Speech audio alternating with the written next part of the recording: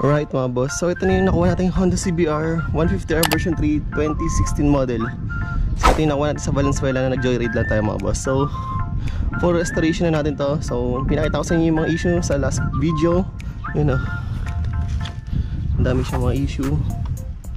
Ito walang clip, ang mga alog. Yan, mga kalawang, maraming kalawang dito mga boss. Yan o, grabe o, sobrang tigas na. Mga kalawang, dami. Saka ito, grabe, durog na. Mga kalawang din. Saka yung panel nya, yan, blue screen lang siya. So try natin ayusin ito mga boss. Pag hindi, papagawa na lang natin. So gumagana pa yung mga indicator nya eh.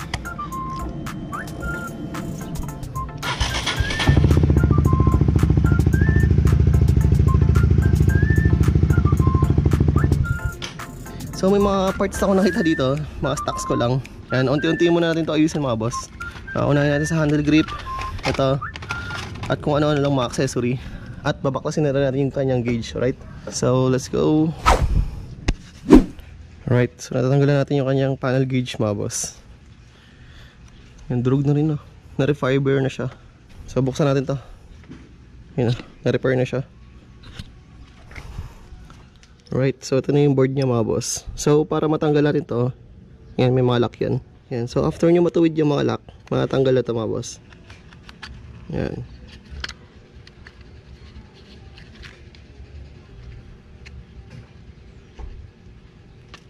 Tapos linisin na natin to, saka papatuyin natin.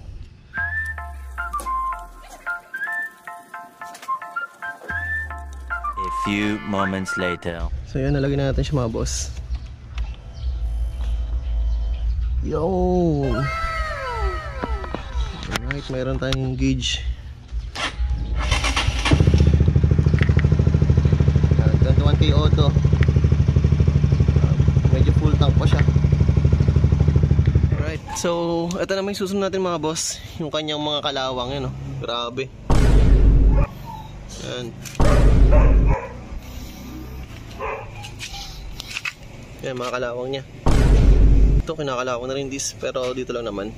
Ito wala naman. Mga bolts yan, kinakalawang yan. Itong handlebar baka makuha lang sa linis.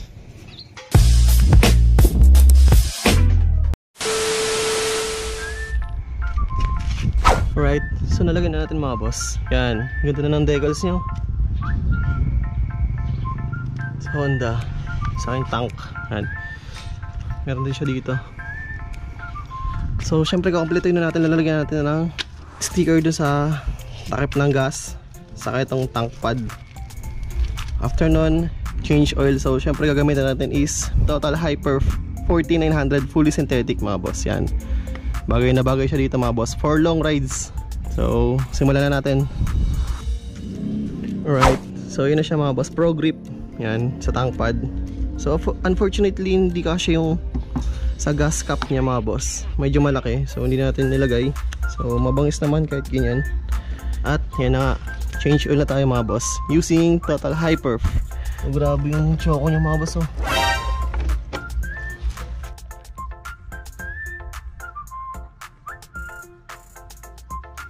Baka naman. Alright, so ito na lahat mga boss. Natapos na natin yung restoration dito sa Honda CBR version 3. So ano nga ba yung mga nirestore natin dito mga boss? Isa-isahin natin, alright? So una-una, yung kanyang registration yan, pinarenew na natin.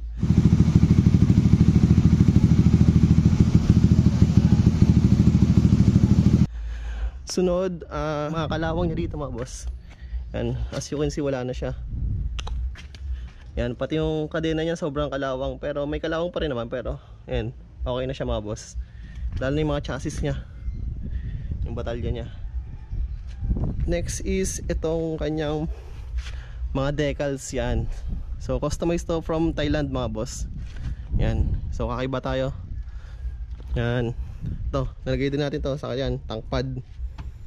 Sa kanyang mga gold dun sa kanyang bolts mga boss. Yan, kinumpleto na natin. Yan o, pati yan, sakit to, axle cap.